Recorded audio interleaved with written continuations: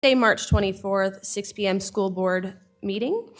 Please rise for a moment of silence, followed by the Pledge of Allegiance.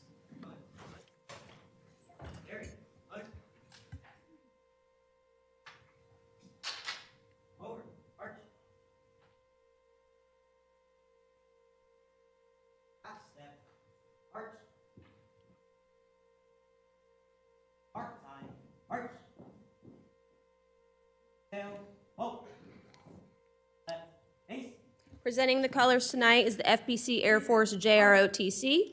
Joining us are Cadet Captain Prem Patel, Cadet Staff Sergeant Liam Vidal, Cadet Staff Sergeant Josiah Rosa, Cadet Airman First Class Richard Small, and FPC Air Force JROTC Advisor is Lieutenant Colonel Melvin Baskerville. Now for the Pledge of Allegiance. I pledge allegiance to the flag of the United States of America and to the republic for which it stands, one nation, under God, indivisible, with liberty and justice for all. Now for our national anthem.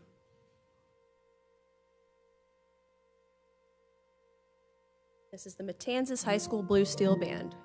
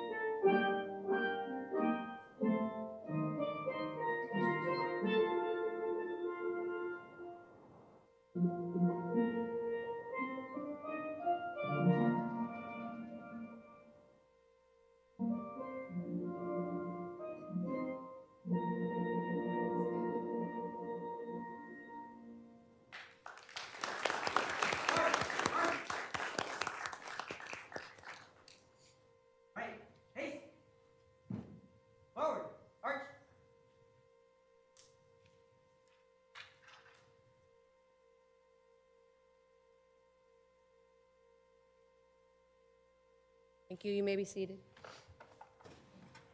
Can I get roll call? Olivia Delgado, FPC here. Lauren Ramirez, present. Janie, Ruddy, present. Will Furry, present. Christy, Chong. Angela O'Brien. All right, we will move on to special announcements, our proclamations, resolutions, and legislative updates. 2.02 is School Library Month presenters. Our media specialists, Ms. Brandner and Ms. Billick from Matanzas and FPC. Whereas April 2026 has been designated the 41st Annual National School Library Month, and whereas school libraries provide materials for teachers and students that will encourage growth and knowledge, and whereas school libraries provide materials that will develop literacy skills, cultural awareness, aesthetic appreciation, and ethical standards, and whereas school libraries provide materials that reflect the ideas and beliefs of different religious, social, political, historical, and ethnic groups, and their contributions to the American and world heritage and culture, and whereas school libraries provide access, both physical and digital books, to encourage children to read for pleasure, and whereas school libraries provide materials to meet individual needs, varied interests, abilities, socioeconomic backgrounds, and maturity levels of the students served, and whereas school libraries serve as positive environments for all students to access and engage with a well-managed library that provides for free expression and access to ideas, and now therefore be it resolved by the Flagler County School Board that we do hereby recognize April 2026 as School Library Month and urge all citizens to recognize the important role our school libraries play in the education of our community's children. Thank you both so much. Okay, 2.03, our Child Abuse Prevention Month presenter is Mr. Finelli.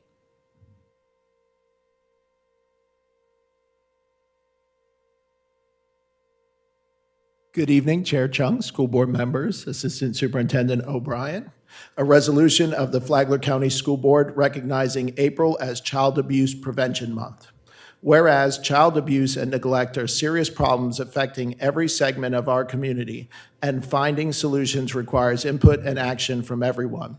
And whereas our children are our most valuable resources and will shape the future of Flagler County. And whereas child abuse can have long-term psychological, emotional, and physical effects that have lasting consequences for victims of abuse. And whereas protective factors are conditions that reduce or eliminate risk and promote the social, emotional, and developmental well-being of children. And whereas effective child abuse prevention activities succeed because of the partnerships created between child welfare professionals, education, health, community, and faith-based organizations, businesses, law enforcement agencies, and families. And whereas communities must make every effort to promote programs and activities that create strong and thriving children and families. And whereas we acknowledge that we must work together as a community to increase awareness about child abuse and contribute to promoting the physical vitality, personal growth, and long-term success of children and families in a safe and supportive environment. And whereas prevention remains the best defense for our children and families. Now, therefore, be it resolved by the Flagler County School Board that we do hereby recognize April 2026 as National Child Abuse Prevention Month and urge all citizens to recognize this month by dedicating ourselves to the task of improving the quality of life for our children and families, adopted by the members of the Flagler County School Board, Flagler County, Florida, at the regular open public meeting thereof held on the 23rd day of March 2026. Signed, School Board Chair Christy Chong, Superintendent of Flagler Schools, LaShakia. Thank you. Thank you, Mr. Finelli. All right, I'll call up Dr. Halliday, who will be presenting for Autism Acceptance Month, and her team.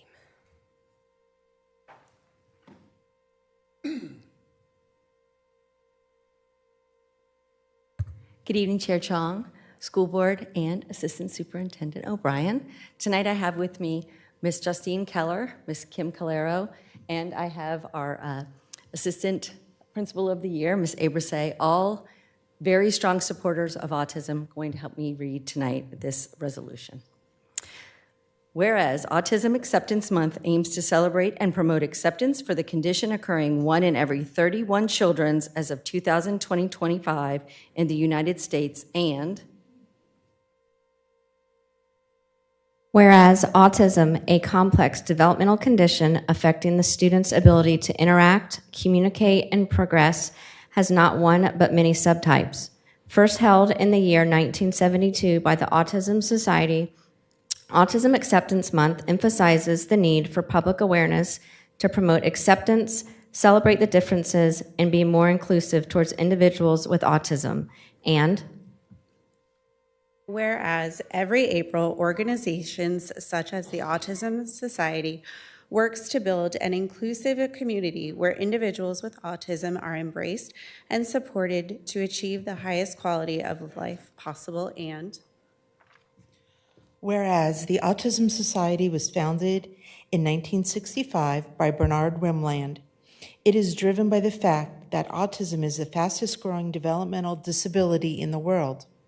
The Autism Society hosted one of its first nationwide efforts of an awareness campaign called National Autistic Children's Week in 1972, which subsequently evolved into the Autism Awareness Month earmarked in April. And whereas in 2021, Autism Awareness Month helped foster acceptance and ignite change.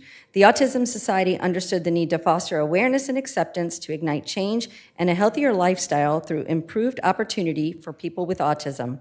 The organization caters to more than 600,000 individuals on the autism spectrum who have access to tools like community partnerships with organizations, digital and print resources, and even events and referrals to spark empathy and inclusivity.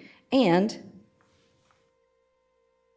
whereas, with the autism diagnosis rate increasing fast, we take these 30 days of April to celebrate the differences, learn more about, and empower autistic individuals. And Whereas in Flagler schools, the number of students served under the IDEA classification of autism spectrum disorder has gone from 189 in 2018-2019 to 298 in the 2025-26. Now, therefore, be it resolved by the Flagler County School Board that we do hereby join the nation in recognizing April 2026 as National Autism Acceptance Month as a symbol of our commitment to creating a culture of disability awareness and inclusion for all members of our community. this is adopted by the members of the Flagler County School Board, Flagler County, Florida, at the regular open public meeting thereof held on the 24th day of March. And I just want to thank you all very much. Number one, for the opportunity to be up here and to celebrate this, but also for your support and your care for our young people with disabilities all through Flagler County. Thank you very much. Thank you all so much. Okay, we will now welcome Miss Judy Busick. Oh, yeah, we could take a photo. Okay, thank you. All right, I'll just put this right here, and we'll pick it right up.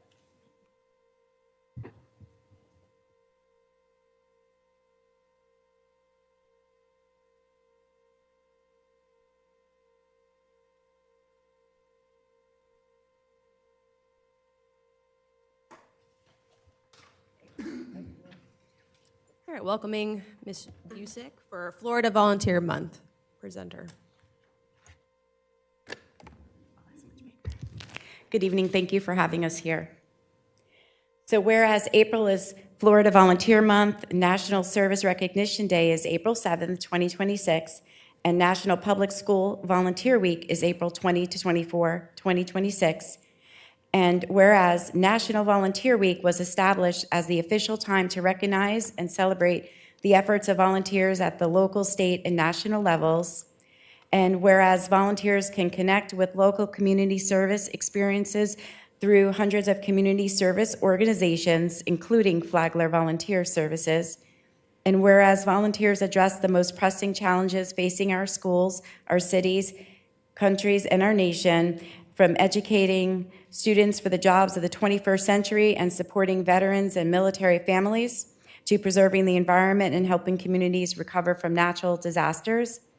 And whereas volunteering enhances the lives of volunteers, increases self-esteem and physical well-being, provides opportunities to learn new skills and abilities, and offers the chance to meet new friends and associates. And whereas schools, nonprofits, charities, community and faith-based groups, national service programs, and volunteer centers such as Flagler Volunteer Services have joined with state and local governments to celebrate and praise volunteers who have given tirelessly and selflessly to the service of others. And whereas volunteers are vital to our future and caring and productive nation. Now, therefore, be it proclaimed by the School Board of Flagler County, Florida, that we do hereby recognize April 2026 as Volunteer Month and encourage residents to recognize the positive impact of volunteer service in our country and to thank those who serve and find ways to give back to their communities. Dated this 23rd day of March 2026. Thank you. Hi, Thank you so much. Oh, go ahead. I'm Susie Gamblay, and I'm the Executive Director of Flagler Volunteer Services. And I just wanted to share a little bit of information about things that volunteers have done in the school district this past year.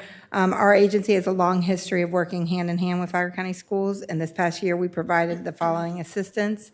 We helped with our Reading Pals program that served VPK through third grade students, 72 volunteers, 166 students.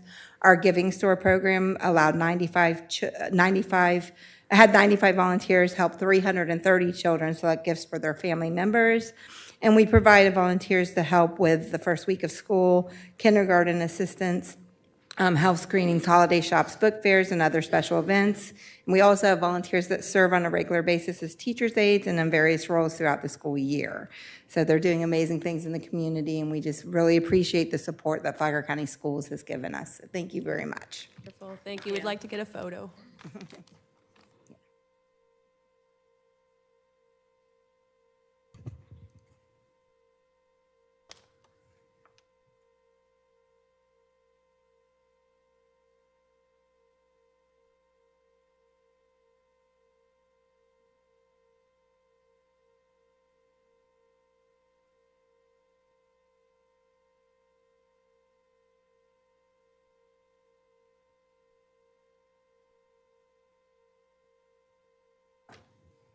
Okay, we will move on to Spotlights 3.01, the Flagler County Education Foundation.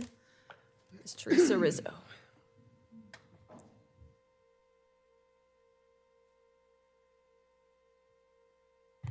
Good evening, Board, Chair, Board members, and Assistant Superintendent.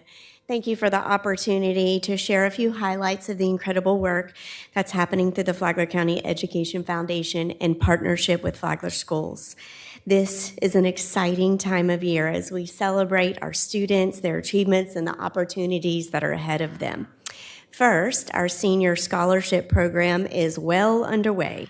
This year, we will award over 230 scholarships in partnership with over 50 local organizations. This program represents not only financial support, but a powerful message to our students that their community believes in them and is invested in their future. Scholarship Night is always one of those most meaningful evenings of the year, and we do see the direct impact and generosity of our community collaboration. This is a very passionate program of Superintendent Moore, so we are thrilled to continue it with her support. If you can run through those couple slides for us. Just a few numbers about our scholarships. We had 361 students start the application. We had 204 complete it. That is double the numbers from last year. So we are thrilled with that. We want to continue to increase that number. And just a little bit about our scholarship program, the different parts of it. We have a platform called Award Spring, where students and the local organizations are able to apply and also select the awardees. We have our parent information nights. We had our donor thank you dinner last week, which was fantastic. We also print the program of all the organizations and winners. And then, of course, on May 6th and 7th, the best nights of the year, besides graduation, we're able to deliver those scholarships and yard signs to the families with our local partners, and it's just an incredible evening. We hope that you all can join us. Next, we're excited to host the JDC book launch on April 8th. This event celebrates our student voice and creativity through the JDC Writing Project, which is for students 4th through 12th grade throughout the district, including Imagine. Our student authors will have the opportunity to showcase their work. They'll sign books. They're so proud to be able to sign the books and share their stories. It's a powerful example of how we're building confidence, literacy, and pride in our students. And finally, we're preparing for the 5th annual Joe Rizzo Memorial Golf Classic on April 20th. This event supports our Classroom to Careers initiative, which connects students with real-world career opportunities and workforce pathways right here in Flagler County. It's a wonderful day, and it brings together our community partners, some of our business leaders, our school supporters, and it's all focused on investing on our students' future. As always, we are so grateful to all of you for your support and shout outs. I heard you today in the meeting. It's for our community partners, our educators who make this work possible every day. Together, we're truly building Flagler's future. Thank you. Thank you, Ms. Rizzo. All right, we will now welcome our Supervisor of Elections, Ms. Katie Lenhart, for our voter guide cover design contest. Good evening, Board, Assistant Superintendent. Katie Lenhart, Supervisor of Elections. I'm here to present a winning certificate to our winner of the 16th Annual Voter's Guide Cover Design Contest. So I can't believe it's been 16 years. This is it's a lot. So come on out.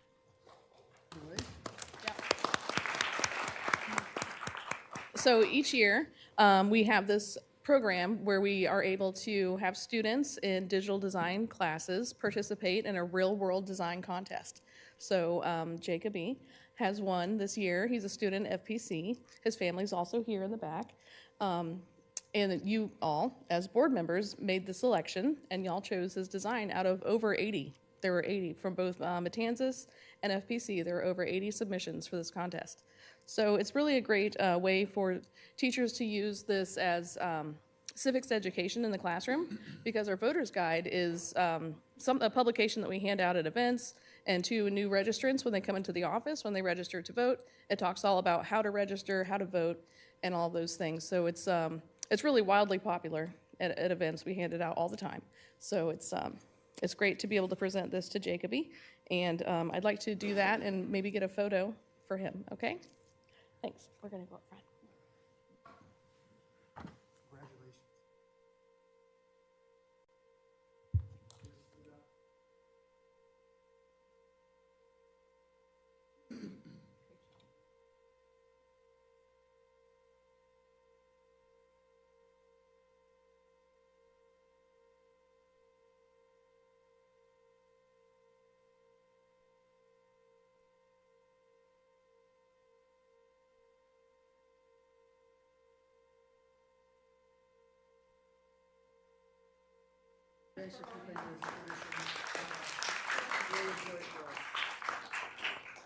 And for those in attendance, I left some at the back if you want to grab one on the way out.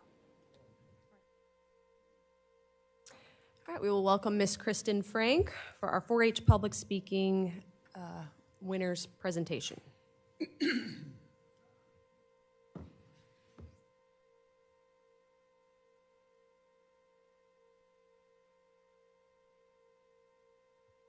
Good evening. We've been partnering with our local 4-H office and participating in the 4-H public speaking contest for students in grades 4 and 5 here in Flagler for over 15 years. In fact, the contest, which is currently sponsored by FPL, formerly Tropicana, has been recognized as a Florida school program since 1969. I have Hope Musgrove here, who is our local 4-H agent, in case you have any questions about our partnership and other programs that we partner with 4-H with. This year, each school has sent a 4th and 5th grade champion to the district speaking competition, and I'm excited to introduce them to you tonight. These students competed against their class and then against all classroom winners at their school to make it to the district competition.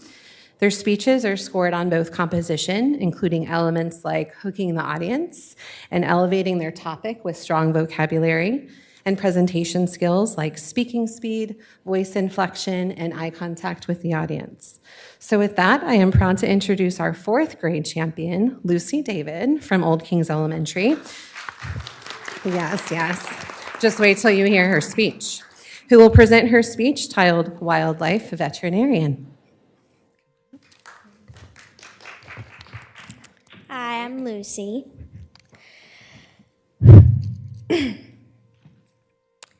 When you were my age, you may have heard an adult ask you what you want to be when you grow up. Now, it may seem like an easy question, but it's not all that simple. Today, I'm going to tell you about the job that I want to do when I grow up. I would like to be a doctor, but not for people. Instead, for animals. I love animals, and I love helping them too. That's why being a veterinarian is the job for me. As far back as I can remember, I've always loved animals. If I can spend time with them and help them when they are sick or injured, it would make me happy every day. A wildlife vet takes care of animals like lions, snakes, tigers, turtles, penguins, monkeys, giraffes, and more. Many of them are not the type to sit still for an appointment. So this job can be challenging, but never boring. One day, I might be helping a penguin, and the next day, I might be telling a monkey to stop stealing my lunch. Being a wildlife vet can be tricky because animals can't tell you what the problem is or what's hurting them. Wild animals can get hurt by cars, pollution, fires, or by people destroying their homes. Wildlife vets help them so that they can go back to the wild and continue doing important animal business, like sleeping all day or chasing things. Imagine trying to give a shot to an animal that is bigger than your car and not in a good mood. Being a wildlife vet is an important job because they help make sure that animals don't go extinct. Without these vets, the world would be a much quieter and less interesting place, and zoos would be very awkwardly empty. My great uncle was an animal trainer at SeaWorld. He was even among the first group of people to swim with the orcas. Now, he wasn't a wildlife vet, but he did take care of the animals and learn about their behaviors. He would travel the world just to help animals in need, rehabilitate them, and then release them back into the wild. Growing up and listening to his stories really sparked my interest in helping animals at such a young age. There are lots of different jobs out there, but for me, I know which one I want to do. I hope that I have showed you the importance of wildlife vets and the reason why I would love to be one. Well, when my parents ask me what I want to be when I'm older, I know what to say.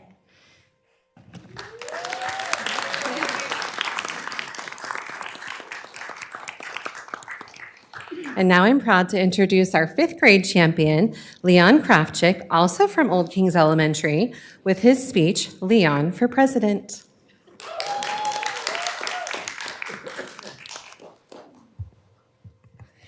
Thank you, thank you, thank you, thank you, thank you.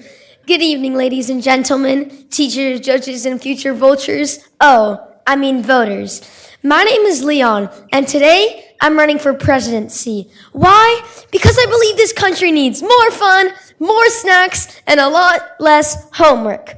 First of all, if I become president, I promise longer weekends. Friday will be optional, but you will get some rewards for coming to school. Monday will be canceled, and Wednesday will be called Fun Day. Second, the teachers. All teachers must get a 500% raise. This will also include a private lounge filled with coffee machines, donuts, and treadmills. Kids, let me ask you a question. Have you ever tried school lunch? Well, imagine it being a 5-star meal with anything you can imagine. All the kids will have ice cream Tuesday, so all the kids will love to go to school. I have not forgotten about our wonderful parents. For all moms, to reward them for the hard work, I'll give each mom a car and a free spot trip every month, while the dads will get a $100 gift card to buy their wives anything they want, because as they say, happy wife, happy life. Let's not forget about education. As your president, I will make a new law. For every book that you will read, you will get a free donut. Yum, donuts. As president, I will also fix important problems. For example, why do socks disappear in the washing machine? I will find them, I will bring them home, and I'll make sure each sock has a best friend again. And finally, I promise to listen to the people, especially kids, because kids know what really matters: fun, kindness, and snacks. So remember, if you want a president who understands kids, who believes laughter is important, and who will never ever ban recess, then vote for me, because I may be young, but I am very serious about fun.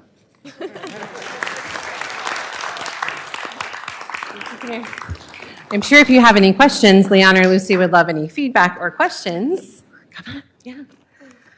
They're your audience. Be ready for questions. Maybe tell them why you chose this topic.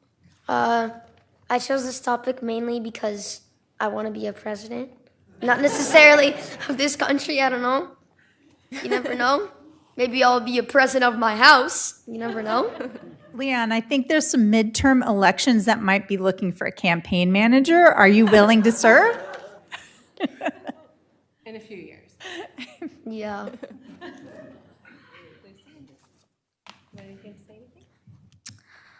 Like what? What really inspires me is I watch a lot of, animal shows, and I have to see animals and things in nature getting hurt and sick or stuff like that. So I want to be one person to help them, and that's why I wrote this speech today. You guys did an awesome job, and I think we definitely have some future politicians. So, let's have you come up for a photo.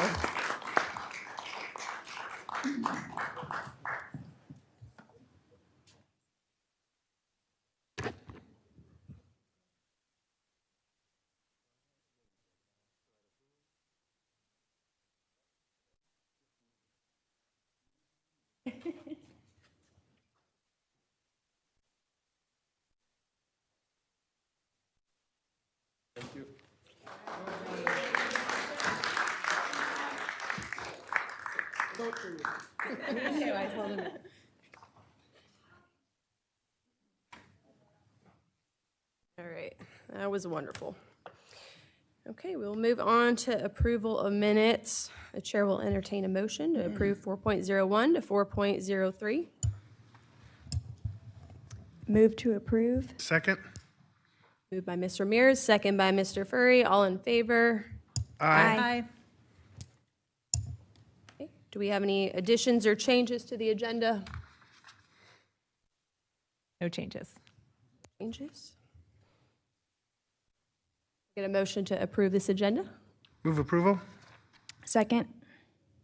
Moved by Mr. Furry, second by Ms. Ramirez. All in favor? Aye. Motion carries. Okay, we'll move on to public comment. Anybody for public comment? We do not have any public comment. Thank you. Okay, moving on to finance consent 7.01 to 7.08.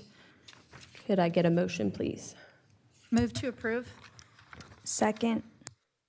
Moved by Ms. Ruddy, second by Ms. Ramirez. All in favor? Aye. Aye. Motion carries. Okay, academic services consent 9.01 to 9.02. Could I please get a motion? Move approval. Second. Moved by Mr. Furry, second by Ms. Ruddy. All in favor? Aye. Aye. Motion carries. Okay, and human resources services 10.01. Move approval. Second. Moved by Mr. Furry, second by Ms. Ramirez. All in favor? Aye. Aye. And we'd just like to also welcome Mr. Walker and Ms. Lauren Johnson. We'd like to get a photo with y'all and just say congratulations on your new positions, if you would like to come up. Yes. We'll start with Lauren Johnston. So it's not often that we have this opportunity to welcome two chiefs into our organization, and much less two Flagler School's alumni. So we'd like to take this moment to recognize you both. I'd love for you to come up with your family first, and we can get a separate picture if that's okay.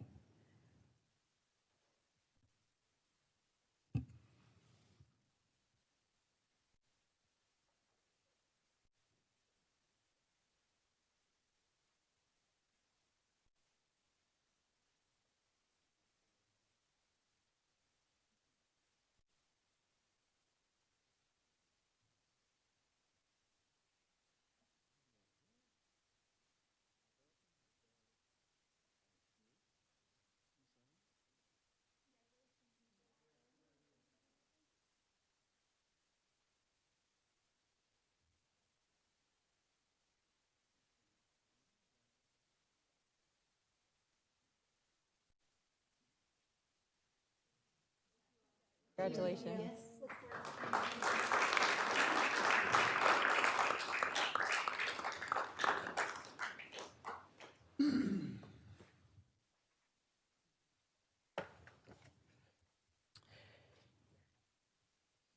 Okay, moving on to 11.01. Could I get a motion, please? Move to approve. Second. Moved by Mr. Ramirez, second by Mr. Furry. All in favor? Aye. Aye. Aye. The motion carries 4-0. Operational services for action 17.01 to 17.04. These, I think we have to do these. Oh, are we doing these? Okay, one at a time. 17.01.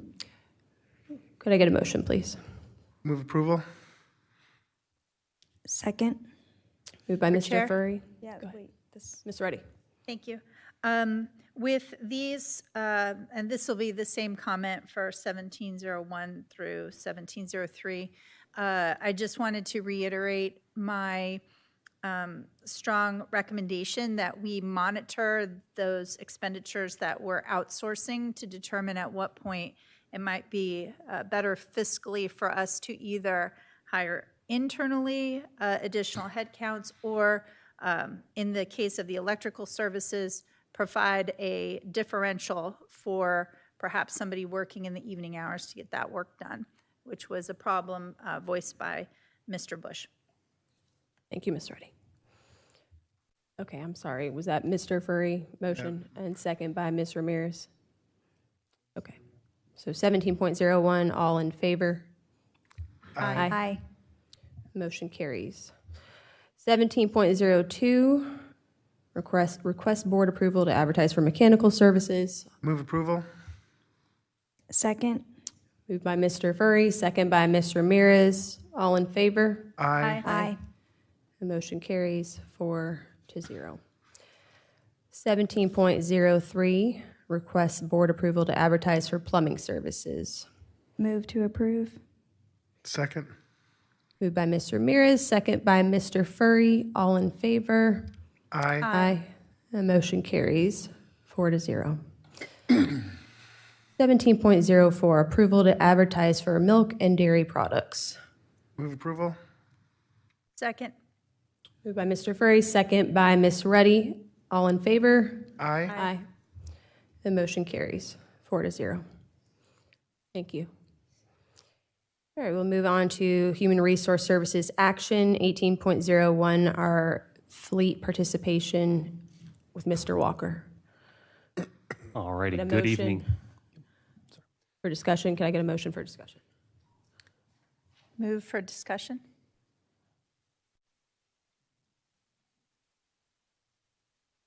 Just for discussion. Second. Yeah. Okay, sorry. No worries. So good evening, Chair, school board members, Assistant Superintendent O'Brien. This item is before you this evening following the board's request for consideration. This item is being presented for your consideration and vote to determine whether the Flagler County School District will move forward with becoming a participating member of the Florida Educators Health Trust, otherwise known as FLEET. At this time, I would like to invite the representatives from FLEET to please come forward and approach the dais, as they will be able to assist in answering any questions regarding this topic, should you have any.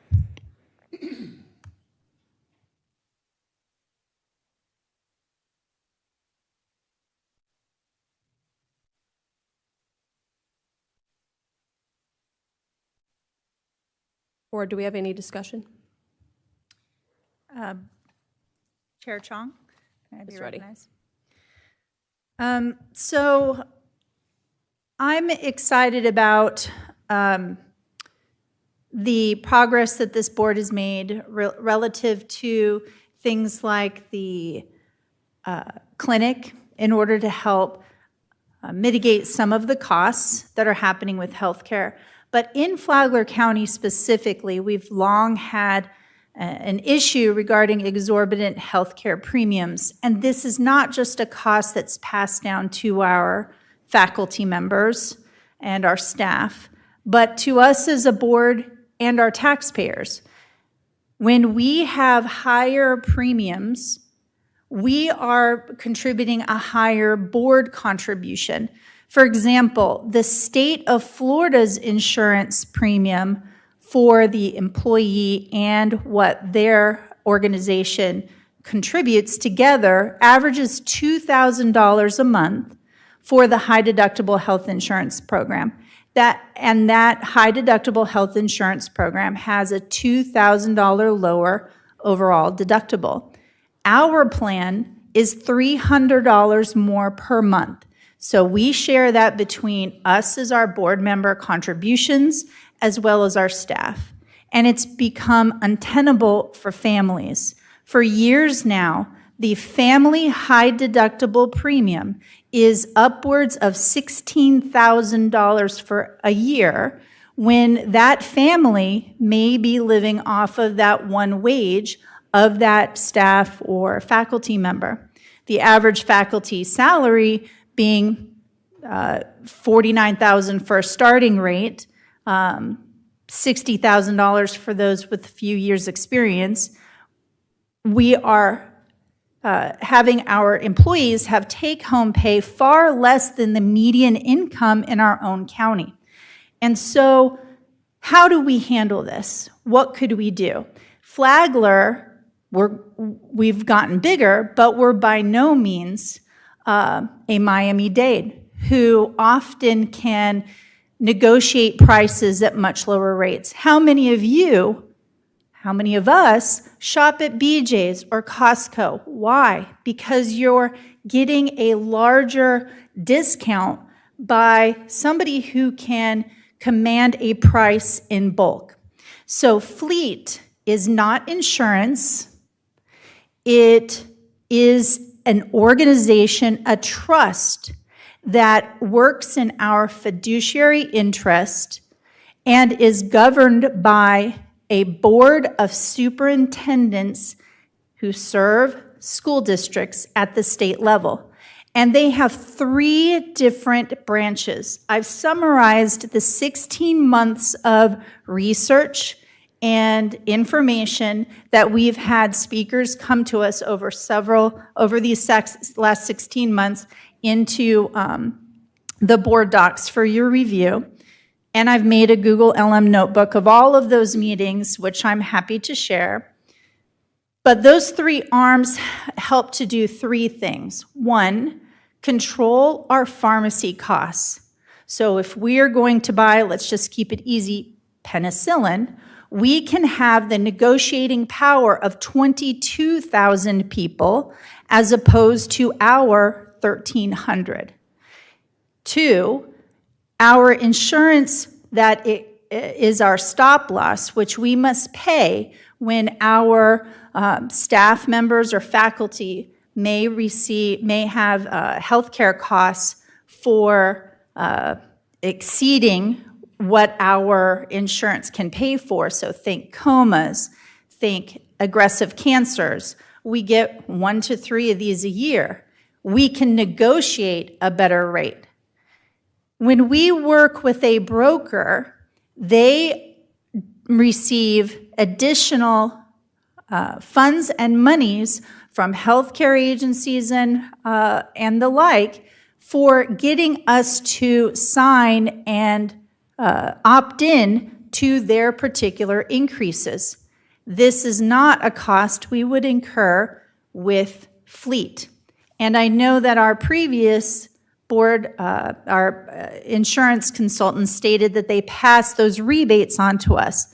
While that is true, there is no legal requirement for them to communicate with us what the commission or what the payment from those medical or insurance providers would be to get us to sign those agreements.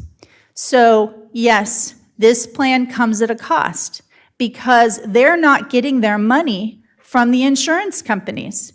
They are going to get their money from the school districts, of which 19 have signed on in the last year.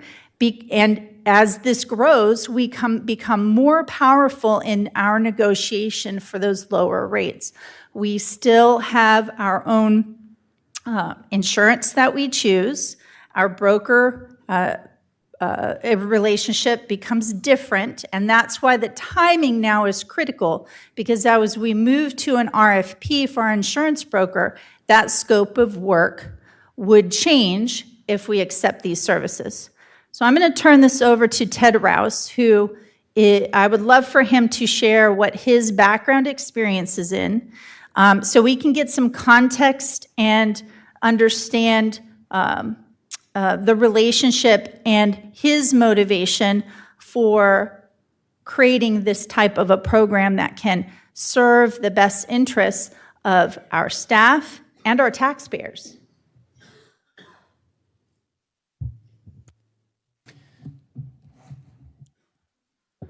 Thank you, Board. It's a pleasure to be here with you all tonight. Let me first start by saying that had I known that we would be coming on the night where the Tropicana public speech winners would be recognized, trying to follow that is a hard act to follow, right?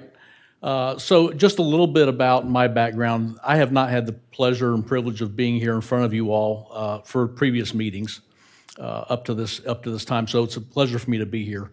Number one, I'm a former superintendent in a Florida school district for 8 years, and I've worked in 3 of our North Florida counties over my 30-plus year career.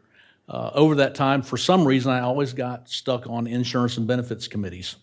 As a teacher, and then as an assistant principal, and then as an assistant superintendent. And so I got to learn a lot about how all that works during that time period. And so as a superintendent, that was one of the things that I took on, because just like you all, you work every single year and you struggle every single year to try to put the very best program in front of your employees that are serving your fine young people and your kids of this community, right? And knowing how to do that and do that well was very important to me as a superintendent. So we rebuilt our program from the ground up in my previous district and opened a wellness center, just like you all have done. As a matter of fact, I met with your staff here when I was still a superintendent about the clinic and the wellness center process and how to get that off the ground. And so I'm excited to know that you have that going. That's a very, very important thing to help direct care and to save money over the long term. So just briefly, if I might, and I don't want to take a significant amount of time because I know your time is valuable, but I do want to touch on just a couple things. And I appreciate you mentioning the fact that since we started the dialogue some 16 months ago, at that time there were 3 districts. It was Henry, Harding, and DeSoto. And so I did bring a slide that I'll leave with Mr. Walker here that outlines our current 19 districts that have joined. Our last 6 of the 8 that came on board since November, 6 of those 8 were already self-insured like you all. And many of them already had very, very healthy fund balances and were doing really well in their existing programs, but they saw an opportunity to engage at a higher level to bring greater efficiencies. I don't know of a school district in the state of Florida that has so much cash available that they couldn't stand trying to save a little bit more so that you all as a district could decide how to do that. As a former superintendent and serving at the pleasure as the executive director of Fleet, working for FADS as the Florida Association of District School Superintendents and the member districts, that's what drives me every day, because I saw year over year as an employee myself working at the school level in the rank and file that I'd get my raise that was given graciously by the school board. It would show up in the check, and then the insurance renewal would come, and that raise would go away. And in many cases, in one particular circumstance, after 5 years of serving at a principal at one school, I was making less at the end of year 5 take home than I was at the beginning of year 1. As a function of those overall increases that we struggle with, year over year. So that's what motivates me to be a part of this work. I had intended to drift off into retirement after my time as the chancellor of K-12 at the Department of Education, after having served as a superintendent. But when this opportunity came, and knowing that as a district, this is your second largest health spend or cost. When you talk about and you formulate, you go through your trim process and you're developing your budgets, you're always spoken to, I'm assuming as a board, hey, our salary and benefits are costing X. You very seldom ever separate those two into silos, because that benefit structure, and health insurance particularly, is your second largest overall spend. So I'm excited to be a part of this work. It's a pleasure to be here with you all tonight, and we certainly will answer any questions that you all have. And I did get presented with a couple of questions. If I might, Board Chair, address the questions that we received via email from Mr. Walker's office. Is that okay? Yes, go ahead. Okay. So the first question was, does our Flagler Wellness Center remain unchanged? The answer to that question is yes. It remains unchanged if you want it to remain unchanged. We do have, as a part of our Fleet program, we have a management arm that helps districts that don't yet have clinics down a pathway to be able to obtain a clinic. You already have one. One of the things that could be done at your request would be an analysis of that entire clinic or wellness center operation to determine and identify, is there a definite return on the investment? I mean, can you answer that question? How many dollars have actually been saved since the wellness center went in? That's one of those things that we would help address. But the actual mechanics of that, and if you're happy with it, that stays the same. I will interject that as a part of Fleet, you're not giving up any autonomy. You're going to be gaining greater autonomy and getting access at a greater in a greater way, volume, economy of scale, to access areas that you may not be able to access currently. So you're not giving up any tools by coming to Fleet. Number two was, would employees experience a disruption from formulary changes or specialty pharmacy access? If the district changes what it's doing or wanting to offer as a part of its pharmacy program, then it would change if you all directed us for it to change and to bring you a repricing on your pharmacy based on your current formulary. So that, again, would be up to the district. But we, inside of the Health Trust, have a number of benchmarks that we use to help make sure that you're getting the very, very best dollar for every spend on pharmacy. Pharmacy, as you all well know, drives 25 to 33% of your overall cost of your health insurance program. It's a huge driver. And so that's one of those areas that we consider to be low-hanging fruit that we would go after aggressively to help make sure that you're getting the best bang for the dollar. And then number three, the third question that we received in advance of this meeting was, what exit rights do we have as a district if the trust fails to perform up to our standards? That's a fair question. The answer is very simple. At the end of that current policy year, you're not happy, you simply walk away. Remember, this is a trust that we're not vendors. We're not trying to sell you anything. That's what I love about this job that I'm having, that I can do now for districts, is that I'm not selling you anything. I'm offering you a service that's provided by FADS as the sponsoring organization. And so you simply, no other superintendent that sits on that management voting trustee pool that actually operates the trust, the member districts operate the trust, none of the superintendents are going to look at your superintendent and say, you have to stay, right? You can walk away at the end of that policy year. The only exception to that is if you're in risk sharing in the stop loss layer, where you're risk sharing with other districts. And the reason for that is fairly simple. As you all would expect, if you were at that tranche where you were participating in a risk sharing with other school districts that were performing well and operating their plan well like you all do, you would expect them to have the same commitment level to you as you do to them in terms of people jumping in or out on an annual basis. And so in a risk sharing type scenario, the district would have to stay for a 3-year period in that risk sharing scenario. But again, risk sharing is not something that you have to do. I don't know why you wouldn't do it, because there's significant savings. That's the meat and potatoes of Fleet as a goal for a district coming into the program, is to get into that risk sharing category where you can experience even greater savings beyond the stop loss and the PBM and those things that we've talked about previously with you all. So those are the three questions that we received in advance of the meeting.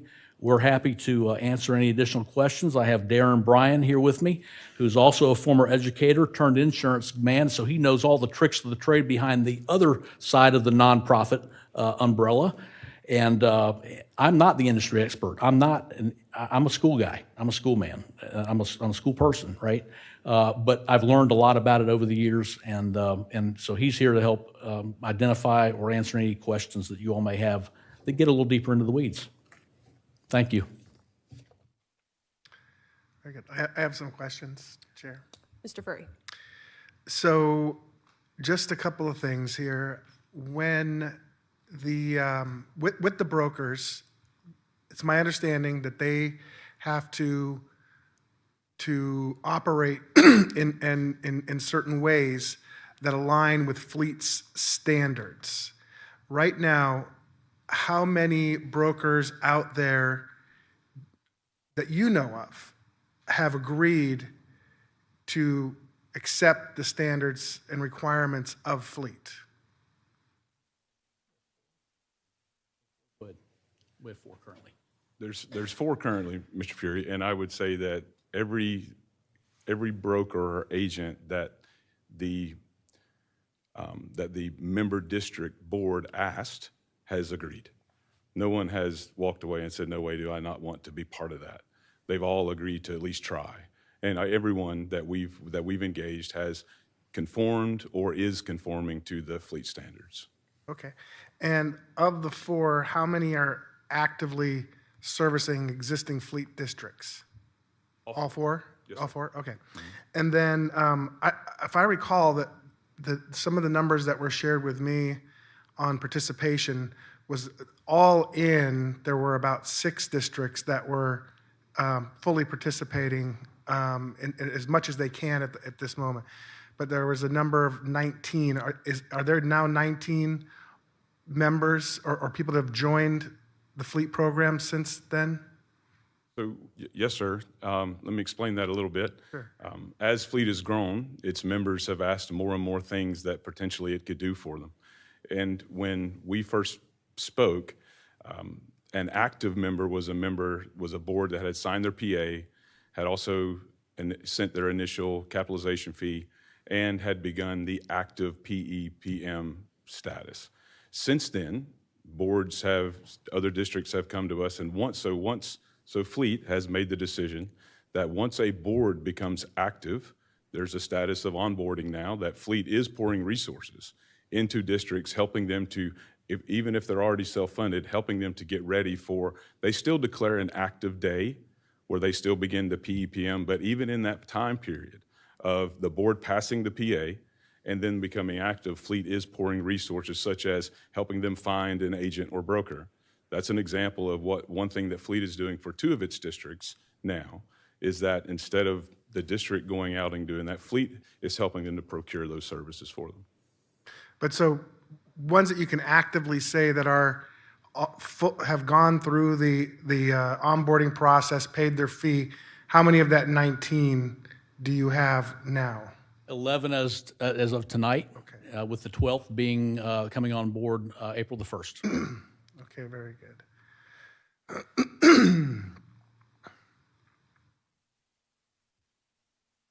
Other questions, Mr. Furry? For right now, I'll yield. Ms. Ruddy? So I believe about 6 months ago, we asked for kind of some proof in the pudding, and there was an analysis done, an analysis which you did pro bono, which is typically part of the services you provide. Can you dig in more or share a little bit about that analysis, how you, what process did you undertake for that analysis, and what were the findings? Okay. Thank you for that question. So I'm aware of the process. I wasn't here for the meeting when that was discussed with you all, but I will tell you exactly how that process worked. And so that was a request by this board that we do something to show, hey, can you give us some type of an example, of what can happen in the pharmacy spend? I think it's also worth noting that since, I think September, October, maybe since that was done, formularies have changed again since then. So it's still relevant, but it's not dollars for dollars, if you will. It may be better. Don't know. That would have to be redone, obviously, and repriced in the current market where you currently stand if you all were to come to Fleet. At that time, though, board member, it was a 10.5% savings on the PBM, the Pharmacy Benefit Management piece of the program. And at that time, it was benchmarked against the existing Fleet Optum Health Trust PBM benchmark. And so we benchmarked it against that. That's not to say that you all would have to go and take part of the Health Trust PBM. It's an option to you if you choose to do that. In one particular case, we had a district that liked the PBM they were with. They didn't want to leave their PBM, and so they simply said, can you leverage the power and engine that is Fleet to try to get a better deal with our existing vendor? And so we went to that vendor and simply said to them, the district really likes you all and really wants to keep you, but in order to keep you, you're going to have to make some concessions in your costs. And so in that conversation and in that repricing, we were able to leverage down their existing contract with their current vendor that they would not have been able to do by themselves as a standalone district without us showing that competitor, this is where they're going to go unless you can meet it. And so they were able to meet it. But that happens daily. That's across the spectrum of what we're doing and interacting with school districts on and about. And quite frankly, that's the joy in it. What it is we do is to be able to come back to a district 6 months in. Should you all join, we come back and we say, hey, at the request of the board, of course, give us an update about where we are. What has happened for us in that 6 months? We need to be able to stand here and demonstrate that to you, right? And we will. that's what we'll do. So it's an ongoing process. This is not one of those things that you just simply do one time and it's done. You know, pharmacy repricing has to be done on the regular. A lot of times they're 3-year contracts and they're not repriced annually. So the pharmacy market changes. I don't have to, you guys watch TV just like I do sometimes. You can't watch 15 minutes of TV without seeing 5 drug commercials, right? The pharmacy market is very fluid, it's very volatile, and we stay on top of that, just as one example, just like we do in the stop-loss arena. A follow-up to that, just to clarify, when you analyzed our PBM, did you analyze based off of what our members are most often being prescribed? It was based on your actual data from your school district at that given point in time when that data was pulled for repricing and analysis. That's correct. Great, thank you. Ms. Ramirez, do you have anything? Thank you, Chair Chong. Thank you for being here. And Mr. Darren, thank you. I know a few months ago when you were here or so, we met and you were able to answer a lot of my questions, and I took a lot of notes, and since then I've been researching. And just not so much a question, but just the cost comparison between what we're doing now and then what Fleet can offer. So just for the public to be aware, the total would be, before any type of savings, it's $472,000 plus compared to what we have now, $133,000. And so just the differences with that, the breaking down our current broker model, and then what your membership fee compared to the consulting fee that we're paying now, it's a lot of potential avoided cost. I don't know, and I know the savings aren't necessarily guaranteed with this, but I do appreciate all the information that you have provided. But I don't really have specific questions, but I have been taking in all the information from what you provided, Darren, a few months ago to me. And I know all the information for the public, it's all on board docs, like the comparisons between what we're paying now and what potentially we could pay. But there's no actual guarantee on savings for our district from the information. So thank you. I just want to thank you all for taking the time. I know a lot has gone into this, so we appreciate y'all.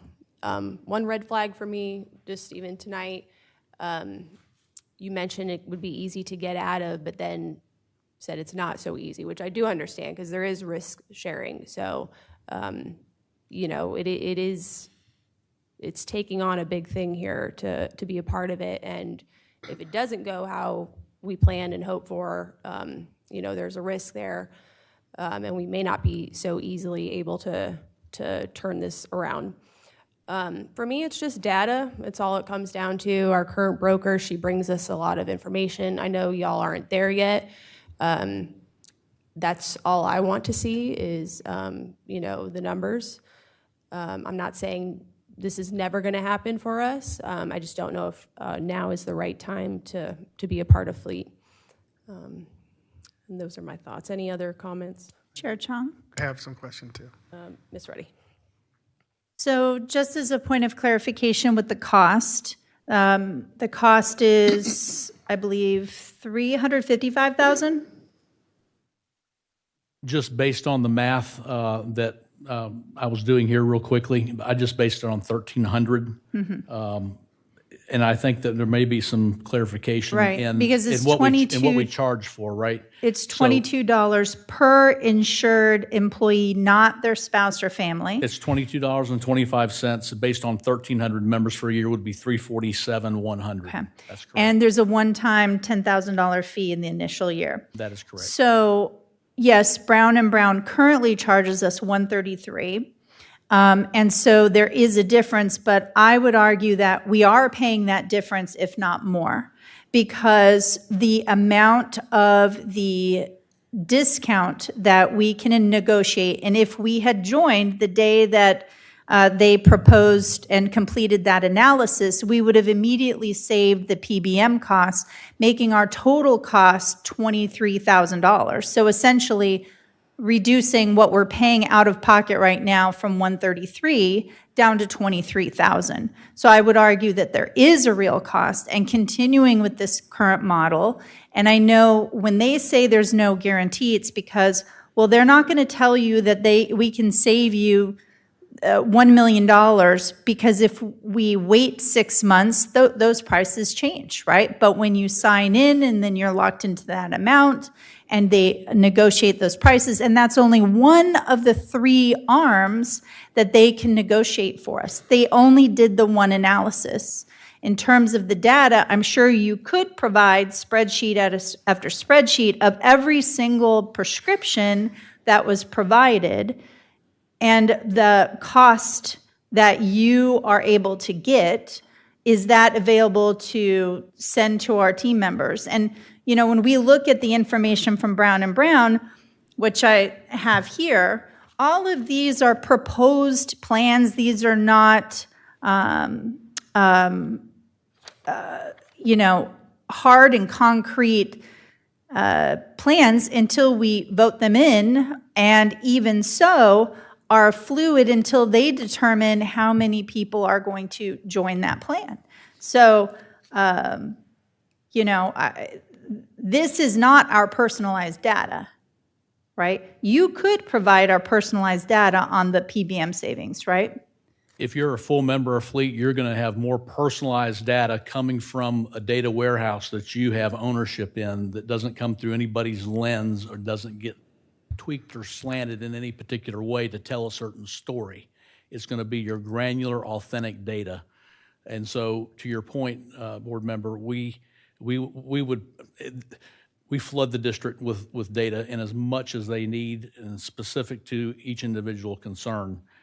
We have not grown, with all due respect, we have not grown from 3 to 19 by not performing for districts. And that's why we're meeting with districts on the weekly. I applaud you all for taking a look at Fleet. We're not here to twist anybody's arm or try, again, we're not selling anything. We're here doing authentic, good work that is returning investment for districts that are paying the PEPM. The savings are coming even well after that, exponentially beyond that. One of the things that I did garner, to your point about some of the previous conversations with the board, is, you know, what really is the difference between a health trust, the Florida Educator Health Trust, and the traditional broker model? I'm not going to go into that because it hasn't been asked, but I'm going to leave it here with staff if you all choose to review that individually for another conversation for another day. Thank you. May I have the floor? Mr. Furry. So of the 11 to 12 that are in right now, how many of those were already self-insured versus those that were using a traditional model?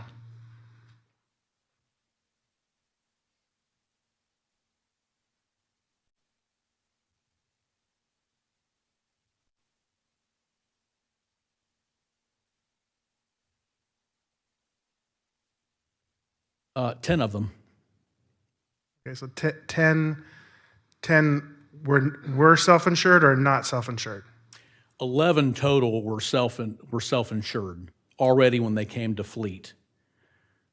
Of those 11, 10 of them came with a current agent broker that became a contract effectuator for them. One agent broker walked away when the district came to Fleet, and so we had to procure them a contract effectuator. Okay, because when I, of this first 6 that were presented, I was told that those were all the 6 were not self-insured districts. This is the information that I received from Fleet when I was asking questions about it. So, but you're saying 10 of the 11 of the ones that I'm looking at, of the 19 on the list. Yes, board member. That's 19. Correct. But out of you said there was only 11 or 12 that right now are committed and are in, correct? 11 are fully active districts. Right. With of those 11 that are fully active, how many of those were already self-insured when they came to the program? You want to look at that together with me?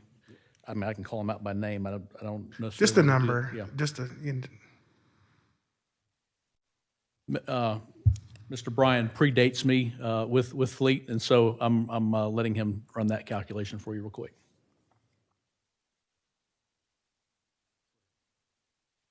Yes, sir, it's 11. I can read them to you if you'd like. No, just one of the numbers. So you're saying, so you're saying all 11 came to you, were already self-insured like Flagler County, and just joined.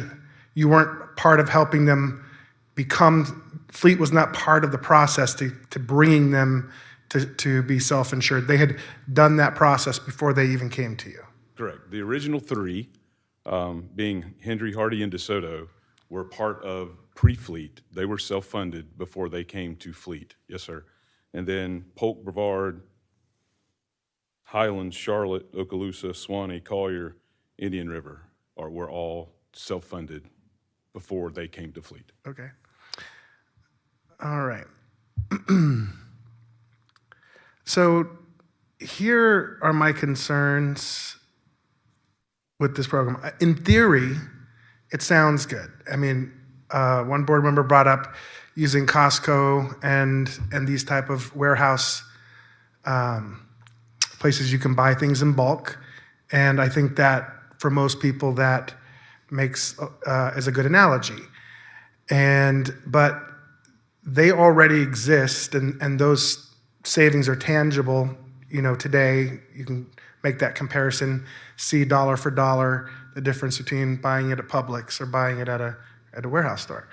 So unfortunately, throughout the hours and hours that we've invested in this, and worthy of time, because we are 100% always laser focused on lowering premiums for our employees and making our platform more healthy. But the problem is that in one comparison, using the state as a comparison, you know, being self-insured, our premiums are based on the health of those that are members of our pool. So that is a challenge, and Brown & Brown did come in the other day and started presenting some potential options to help mitigate that outside the box. I was intrigued. Okay, so but that is still to be determined.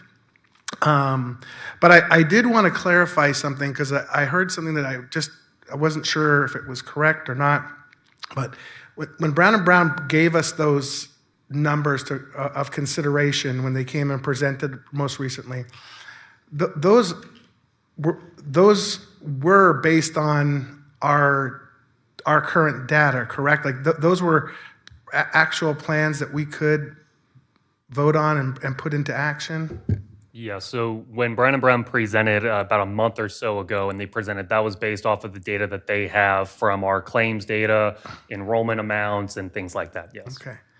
So those numbers are our real world numbers, right? And they're what we're working with right now. I just have not seen, and I've really tried hard, had one-on-one meetings with Fleet. We've had the workshops to really see a clear fiscal benefit that we could really hope for or identify. And that's something where it is always, well, it could be, or it's going to be, and just once you sign up, we can then run the numbers, and then we can tell you these, and this just may be the nature of the beast, but it is problematic for me to respond or vote for something when I'm told that some of the clear benefits won't be able to be known until we get all in and invested. And that just may be the way that it has to work for Fleet.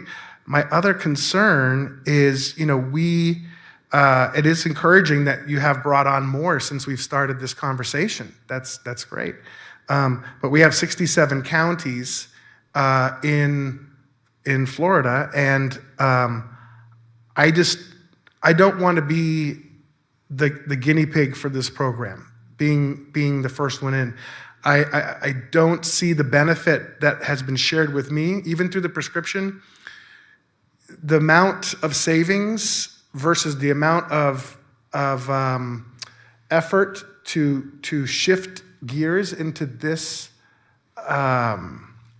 agreement and the financial obligation as well, the reward is not there yet, because that small margin between our current broker could be vaporized next week with a prescription drug that goes up in price. It's just not huge. And yes, it sounds like a decent amount of money, but when we're talking in the millions, it's really a very small percentage.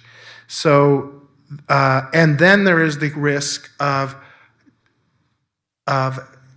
counties exiting the program as you said, they can just leave. I think it's a little harder. I don't think it's as easy as it may have been stated. It may be not contractual to stay, but in an organization like us, we're an aircraft carrier, and turning around aircraft carriers take time and money to do so. So I just want to say that I'm not against this idea. It's a matter of timing, and I don't know that it's going to return a short-term benefit for us to do this now rather than wait till later to potentially come in later when the program is matured. We're a small district, and yes, we do want better purchasing power, but we are getting some degree of that, through our broker, and we have some things on the table from them that we still have to consider. And the other concern I have in general is just the fact that this will sort of create like a monopoly is the way I see it for this type of coverage for the state of Florida if it's successful. And you're basically going to have one entity covering most school districts. And so the first one tends sometimes the first ones in the beginning can be good, but if we take out competition, how does that affect it? I don't know, but I'm a supply and demand kind of guy. I think competition is what drives down prices, and that's just one concern of mine in the scheme of things, right? Whether that will happen, I don't know. I really don't have a crystal ball, but these are just things that I have to look at before I put my stamp on it. So those are my thoughts here, and I'll yield my time. Can I ask a question of Mr. Walker? Yes, Ms. Ruddy, and then we'll call the question. Mr. Walker, with regard to our agreements with Brown & Brown changed, and we have to go back and repay what we're exceeding in our claims. Is that correct?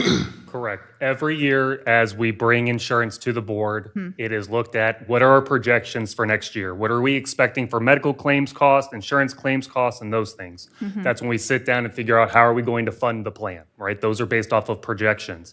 And now that we're in the year, through, I believe, January, we're operating at about 13% over budget as it pertains right now. And that's what was shared at the board workshop just a month or so ago. So this organization who advocates on our behalf to get lower prices would be under no different requirement than what we hold Brown & Brown, who, when we go over on our claims, we too have to pay different amounts based upon what we use. As a self-insured plan, we have to fund it to the level of what it's being utilized for. Right. Okay. Thank you. I have a follow-up question. First of all, I want to make a statement, but our insurance numbers are actuarial. So honestly, insurance is the best guess, because I don't think anybody knows exactly how many claims or who's going to get sick or the severity of the treatments. You could have somebody that just goes in for a quick ER visit, and you can have somebody that is now on, cancer medication that is going to be very expensive for the rest of their life. It's true, it's not a perfect science, but at least we do get an actuary from the insurance from Brown & Brown, and that will still exist, because correct me if I'm wrong, there still will be, when we go through our broker, who would provide those actuaries in the future?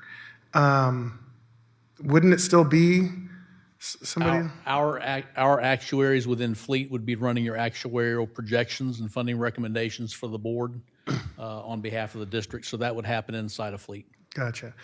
So that's where I don't have that apples and apples comparison. So I have an actuarially expert, estimates from this broker. Now, mind you, we are out for proposal for a new broker because our contract is up. So we don't know also what that's going to look like.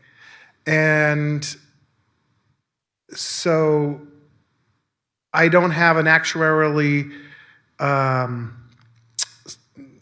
number that I can compare the two to say, yeah, this is solid. Fleet is the way to go, right?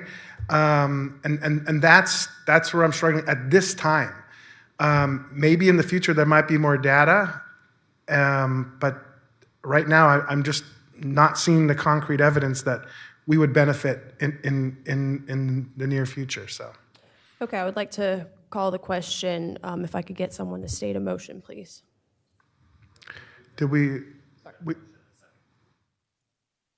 we've got a motion and a second pending right now. Okay, I'm sorry. The motion is whether we are moving forward to participate with Fleet, correct? Yes, that's based on the staff recommendation. That's my understanding of what the motion was The for previous discussion motion purposes. was for a discussion. That's the way she phrased it. So I think that's why she's pressing for a motion to vote To on. state exactly what we're voting on. Okay, understood.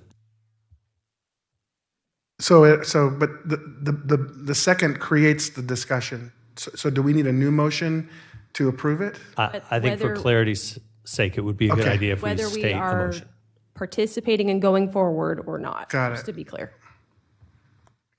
So I'll make a motion that we do not move forward with Fleet. I second. All in favor? Aye. Aye. Nay. Motion carries 3-1. Thank you. Thank you, board. Thank you all so much for your time. Appreciate it. All right, we'll move on to 19.01, approval of board policy 2431 ECG update with Mr. Smith for action. Would I get a motion? Move to approve. Second? Moved by Ms. Ramirez, second by Mr. Furry. All in favor? Aye. Aye. The motion carries 4-0. All right, we will move on to public comments. Do we have anybody for public comment? We don't have anyone for public comment. Thank you. Moving on to board member request. Okay. Upcoming board discussion topics? No. All right, we'll move on to closing comments.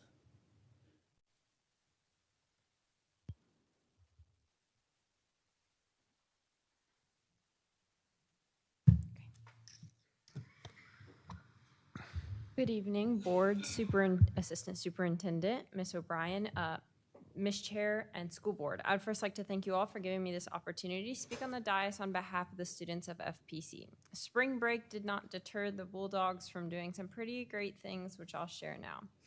In early March, FPC held the 2026 Expression Gallery Art Show, and our winners were in photography, Aiden Blizzard in first place, Bryden Rowe in second, and Sydney Young in third. In drawing one, winners of first, second, and third place were Sophie Oquendo, Kelia Aguilar, Rory Valsi, in respective order.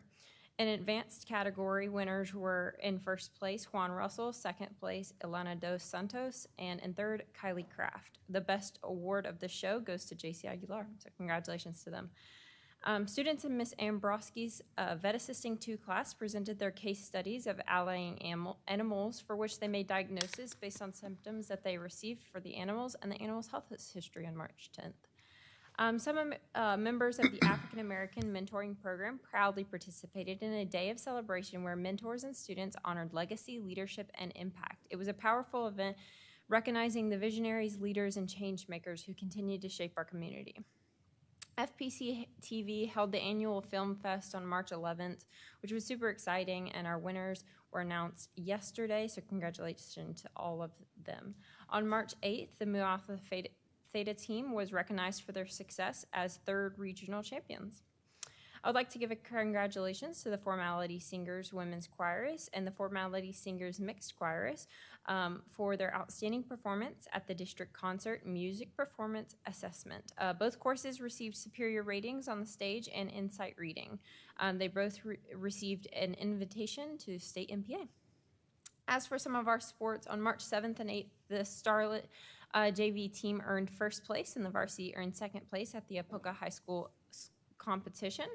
And in the following, the wrestlers earned all state honors at the FHSAA state championships. In 3rd place in different divisions were Kevin McLean, Trey Twilley, Jojo Falima, Ashilar Villar, and in state runner-up, Alexa Caledonio. Both the girls and boys teams finished in 8th place.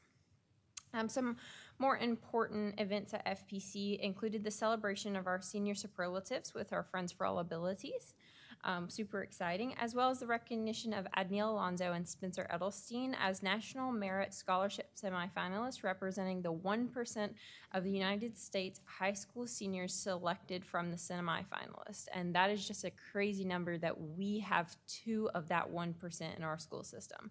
I'd also like to shout out Ava Mello and Saeed Hayter, who were awarded as National Merit Commender Scholars. Saeed Hayter then proceeded to win February Senior of the Month. I would also love to extend an invitation to all Flagler County students to come and have a fantastic educational time at our Teen Summit on April 11th. You can contact myself or Ava for more information on that. And as I would typically turn over to my counterpart this evening, I'd like to give her a shout out as she is in Orlando and all of the FPC Future Problem Solvers Pirates, as both the Future Problem Solvers teams take on the affiliate level competition in Orlando, which is an extremely big event where they're given real world problems to solve, and they have to go about it doing it in teams similar to how we sit on the dais and as a school board go about changing problems within our community. And these are students doing that here now in Orlando. She is currently watching. She let me know that she didn't want to miss out on anything, but we're super excited to have them. I'd also like to shout out our 2 speakers. It just gave me so much pride and joy to see the future Bulldogs and Pirates that we have, Miss Lucy David and Leon. That was just incredible to see them, and hopefully one day we will see them up here on the dais. Just incredible public speakers. As for all the Bulldogs have done incredible, great things, had a safe spring break, incredible time, and we just want to thank our faculty, staff, coaches, our club organizers, security team, principals, assistant principals, and of course our school board. So thank you all, and I hope you have a great evening. Well done, and hello, Ava. So we miss you, and congratulations. So yes, want to thank our public speakers today, our little ones that gave their speech, that was great, and also volunteer services that were here. Many of you don't know, they mentioned some of the programs, but our schools, whether it's the high school, middle school, or elementary, they cannot run without volunteers.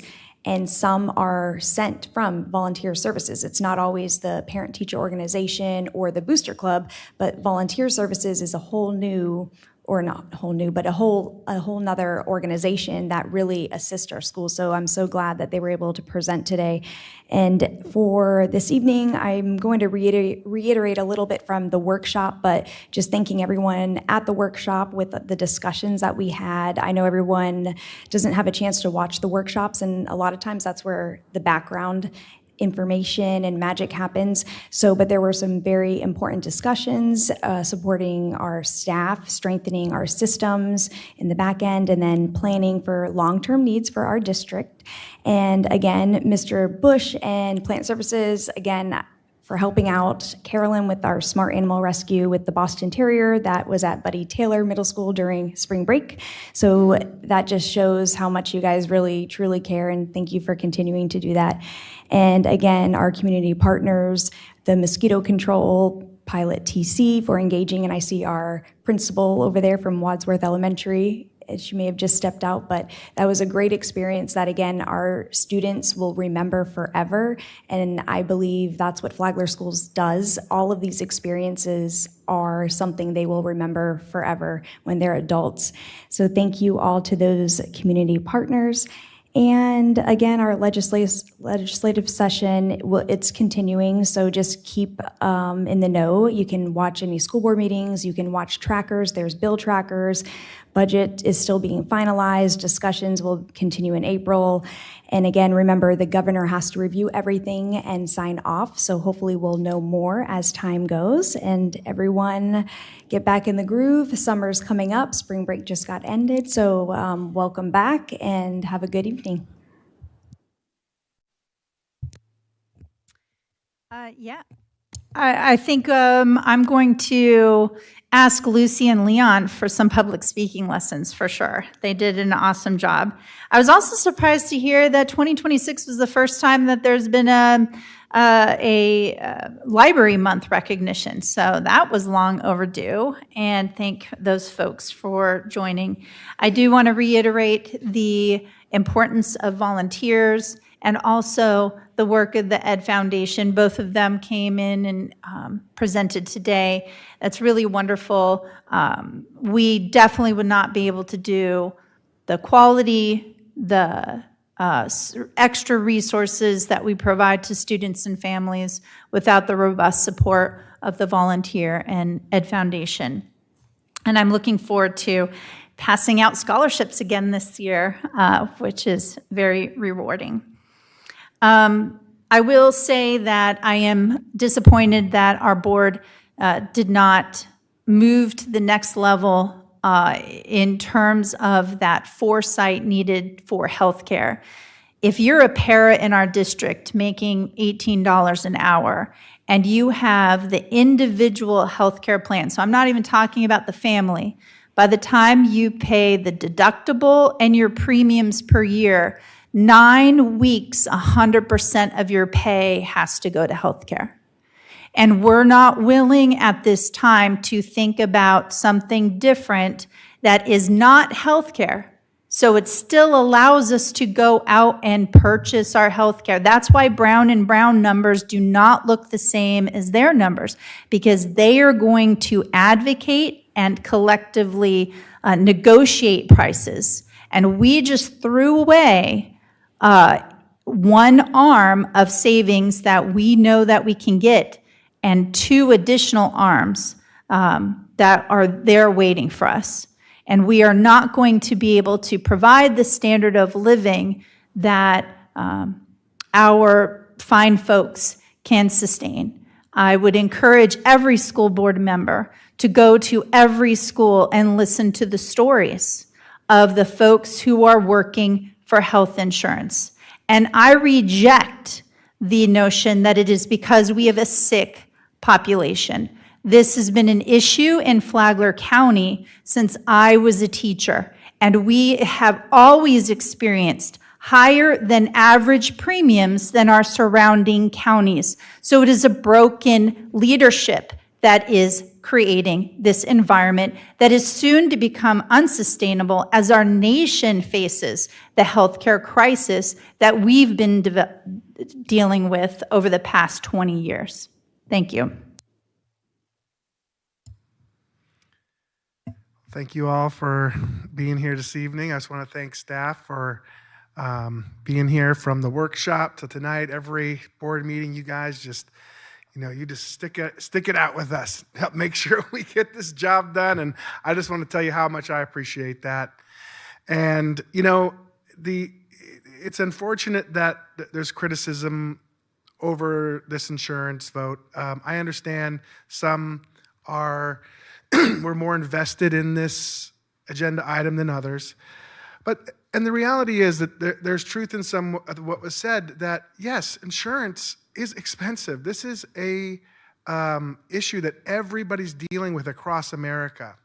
And Flagler Schools, ever since I have been a member of this board, that has been one of the highest priorities that we go through every single year when it comes to bargaining is to try and get these insurance premiums down, offer alternative insurance plans that can maybe accommodate our staff. And I do know, I know we have friends in our circle that said that they work at Flagler Schools just for the insurance, and that's it, and their paycheck goes all to that.